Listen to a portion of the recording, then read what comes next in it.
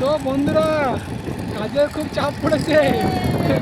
5টা বাজছে, ঠিক আছে, এখনো 3টে মেশিন ফিটিং করতে হবে। কটা বাজছে রে এখন? এখন 5টা বাজতে 5টা। আর কটা মেশিন ফিটিং করতে হবে এখনো? এখনো আমাদের করতে হবে 3-4টে বাকি আছে, এখন 4টে ধরে রাখো। কোথায় কোথায়?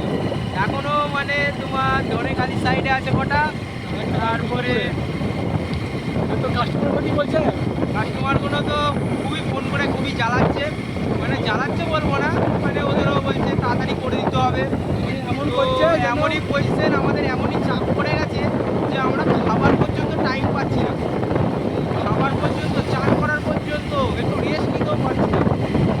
কালকে কাস্টমারগুলো এমন করছে, আমরা এসি দেওয়া হচ্ছে না আজকেই, মানে এসিতে থাকবে না, এসিতে রোজ থাকে, আজকে থাকতে পারছে না, এরকম কেস হয়ে গেছে। তো চলো দেখি কটা পর্যন্ত কাজ করতে পারি। আর প্রচুর গরম, তো ওই জন্যে একটু মানে আমাদেরও কষ্ট হচ্ছে। যারা কিন্তু দেখছো কিছু করার নেই, কাস্টমারকে খুশি করা ওইটা হচ্ছে আমাদের দায়িত্ব। তো ওইটা আমাদের দায়িত্বের মধ্যে পড়ে, ওইটা আমরা নিশ্চয়ই করবো।